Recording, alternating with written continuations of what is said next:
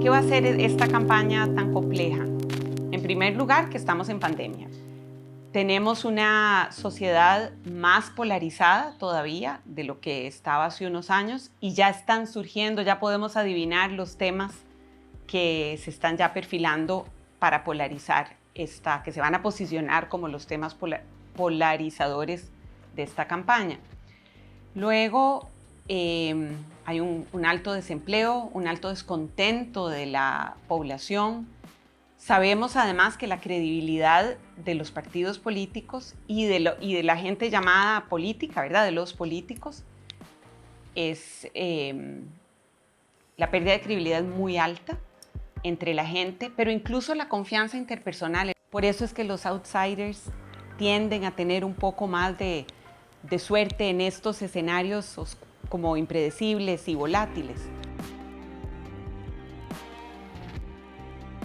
Ya en el 2018, en la campaña del 2018, las redes sociales mostraron su peso. Yo diría que incluso desde el 2014. En el 2018 ya hubo novedades en las plataformas como que se podían hacer videos en vivo. Lo que se puede mandar por WhatsApp ahora es mucho más, contenidos mucho más variados que lo que se podía hace 8 años. Y ahora mucho más, y además hay más redes sociales todavía, así que creo que ese es el mundo donde principalmente se va a desarrollar la campaña. Y quien sea más hábil, el candidato o la candidata, o más bien yo diría el equipo de comunicación del candidato o la candidata que sea más estratégico y más hábil en sacarle el jugo a las redes sociales, es el que puede lograr tener más éxito. Y sin duda, pues bueno, el carisma de la persona sigue siendo muy importante y quienes logren a través de las pantallas conectar con la gente, con las necesidades, con los sufrimientos, con los sacrificios que hemos hecho todos a lo largo de este año, creo que tendrá opciones de ganar. Muy probablemente iremos a segunda ronda otra vez. Yo creo que eso ya es la normalidad, pero en este momento no tengo la menor idea de quiénes podrían ser esas dos personas que lleguen a la segunda ronda. Y dado que la campaña se dará principalmente en las plataformas digitales, las noticias falsas son especialmente motivo de preocupación, van a ser un desafío todavía mayor. Y creo que todo lo que he mencionado hasta ahora que contribuye a hacer una campaña compleja e impredecible también es un caldo de cultivo para que tengamos candidatos populistas o candidatos extremistas que logren conectar con ciertos elementos identitarios de la gente que está tan descontenta, que es más vulnerable a ese tipo de discursos. Yo creo que hay varios retos. Uno de ellos es esta nueva realidad que en inglés llaman identity politics, que la política de la identidad o la política identitaria. Los electorados, las ciudadanías, cada vez más están como autosegregándose entre los grupos que les refuerzan sus creencias o que son de su misma religión o ideología o clase social o raza. Y obviamente los políticos, los partidos políticos y los candidatos identifican eso y lo explotan, ¿verdad? Y mandan sus mensajes particularmente dirigidos a fomentar y a explotar, ¿verdad? A aprovechar esas identidades que lo que hacen es pues polarizar, fragmentar, volatilizar todo y eso es un gran reto. ¿Por qué? Porque uno necesita, cualquier candidato para llegar a la presidencia necesita una masa de votantes alta y por eso es que hemos estado viendo que llegan muchos con pocos, como con tajadas del electorado y ninguno alcanza el 40% que se solía alcanzar hace muchos años. Bueno, ese es uno de los retos. Ojalá lograr dar ese salto para ser creíble para un electorado más amplio, más diverso y no segmentado por esas particularidades que además lo que hacen es dividirnos y complicar desde el discurso, desde el diálogo social hasta la gobernabilidad. Luego creo que, bueno, de nuevo, como conversamos antes, la pandemia genera muchos retos. Ya no vamos a el tener que conectar, llegarle al corazón. Sabemos que la política se mueve en los corazones, ¿verdad? Es pasional, no es intelectual, no es racional. Y los candidatos y los partidos tienen que recuperar credibilidad, reconstruir confianza y además hacerlo sin poder recurrir a la parte humana, al contacto humano. Y entonces una campaña electoral que por un lado va a ser más fría, pero por el otro va a implicar una creación de contenidos que resulten atractivos y que pueden más bien manipular a la gente. Quisiera ver candidatos o candidatas que logren concitar la vocación patriótica del costarricense y la necesidad de que todos de alguna manera estemos unidos en torno a los grandes retos que tenemos como país. Ese es mi sueño, ese es para mí el mayor reto que tendrían los candidatos y candidatas que asuman esto con responsabilidad y no con fines únicamente electorales. La agenda legislativa para este año es crucial, es clave para el país. Es incluso clave para que quien resulte electo y asuma el gobierno en el 2022 pueda hacer algo por el país, ¿verdad? Pueda levantarnos y sacarnos adelante. Entonces los diputados actuales tienen una cita con la historia importantísima que demanda mucha responsabilidad, que demanda patriotismo. ¿Qué deben evitar? Deben evitar actuar con fines electoreros, deben evitar el cortoplacismo. Ya nuestro sistema legislativo tiene el problema de que produce por naturaleza, por cómo está diseñado, políticas cortoplacistas. ¿Por qué? Porque nosotros no tenemos reelección legislativa inmediata.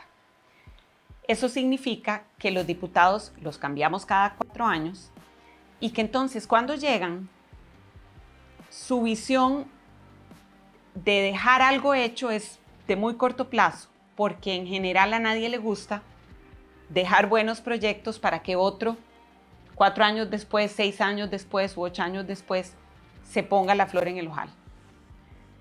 Entonces tendemos a hacer políticas públicas de poco impacto y de corto plazo. Yo tengo el mejor de los conceptos de nuestro Tribunal Supremo de Elecciones y no solo yo, ha sido catalogado a nivel mundial como uno de los tribunales más creíbles, sólidos, robustos y eficientes del mundo. Y eso es motivo de orgullo, debería ser motivo de orgullo para los costarricenses, pero además motivo de tranquilidad, porque sabemos que aún en estas circunstancias tan desafiantes tienen la capacidad para manejar adecuadamente la situación, pero ciertamente tienen muchos retos. Entre ellos está, el que cada vez más partidos y más actores políticos, ¿verdad? Eso es más trabajo para el tribunal. Y las noticias falsas representan para ellos también un gran reto. Ellos dan una lucha entre tratar de mantener al votante informado y además tratar de contrarrestar el efecto de las noticias falsas que no afectan solo a los políticos y a los partidos, afectan al mismo tribunal, porque la misma credibilidad del tribunal a veces es puesta en tela de juicio con las noticias falsas. Creo que no podemos evitar que tengan algún impacto las noticias falsas. Creo que podemos mitigar ese impacto. Y eso es responsabilidad de toda la sociedad. No hay una vacuna específica, no hay, y si hablamos de que la educación es el medio idóneo, estamos hablando a futuro, estamos hablando de alfabetización digital, de que los futuros niños aprendan desde pequeños que hay algo que se llama noticias falsas y que se ve igual que una noticia verdadera, y hay que darles herramientas de conocimiento, o sea, intelectuales y psicológicas para detectarlas. Pero para eso faltan muchos años y es una tarea pendiente que el país tiene. Para estas elecciones en particular es cada quien sea muy responsable en el oficio, en el campo en el que se desempeña. Obviamente los periodistas y los medios de comunicación tienen una carga enorme en ese sentido, una responsabilidad inmensa, no solo de ser buenos comunicadores, de hacer bien lo que tienen que hacer, sino además de contrarrestar las noticias falsas. Entonces tienen una responsabilidad doble. Los partidos políticos, sus equipos de comunicación van a tener que estar constantemente reaccionando. Y eso es interesante porque las campañas ahora son mucho más reactivas que proactivas, porque la cantidad de información falsa que surge obliga a tener que estarse defendiendo, a tener que estar aclarando, a tener que estar reaccionando a cosas, a veces son reales y muchísimas veces son falsas, pero hay que aclararlas, con el riesgo de que la aclaración nunca tenga el mismo impacto ni la misma penetración que tuvo la mentira.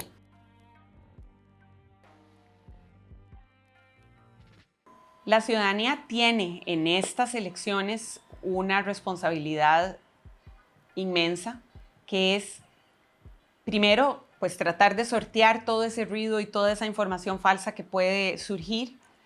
Además, sabemos que cerca del 60% del electorado no tiene un partido de su preferencia definido, y sabemos que en las últimas 2 campañas una alta cantidad de votantes se han decidido en la última semana y a veces hasta en la fila para votar. Y eso genera, eso no es propio de una democracia madura cuando siempre hemos sido una democracia madura. Entonces yo instaría a los electores a que traten de informarse, no en enero o no cuando ya faltan 15 días. Hagan el ejercicio de informarse a lo largo de toda la campaña, de conocer las propuestas de los diversos candidatos, de tratar de conocer quiénes son las personas que se están postulando en las listas para las diputaciones. Poder Ciudadano ya introdujo un proyecto de ley que haría obligatorio algo que la prensa y que el Instituto, el IFED, el Instituto de Formación y Educación en Democracia, ha venido haciendo proactivamente, que es recopilar información de las personas candidatas para que la gente pueda entrar, digamos, a la página del tribunal y ver quiénes son los que conforman la lista de cada partido y qué han hecho. Pero no siempre, como no es obligatorio, los partidos no siempre lo suministran o no lo suministran completo. Entonces es una labor que hacemos los ciudadanos, de estar tratando de buscar información sobre las personas candidatas. Si este proyecto pasara, pues eso sería mucho más fácil. Así es que ojalá el proyecto pase y ojalá la ciudadanía aproveche el fruto de eso. Pero en todo caso, pase o no pase el proyecto, lo fundamental es que la ciudadanía trate de informarse, que esté siempre siguiendo y tratando de investigar por su cuenta lo más posible sobre las personas, porque tendemos a creer que la persona que llega a la presidencia va a resolver todo y que todo lo que los candidatos a la presidencia prometen se puede cumplir, pero la Asamblea Legislativa es fundamental también, tiene un gran peso, sobre todo ahora que está tan fragmentada y que quienes llegan a la presidencia no tienen mayoría en la Asamblea. Entonces tenemos que tener gente ahí capaz, con visión a muchos años, a largo plazo, con conocimiento de las necesidades del país. Así que es súper importante que la ciudadanía se informe de quiénes integran las listas para que voten no a ciegas, sino dándole al país la oportunidad de que la mejor gente llegue a la Asamblea Legislativa.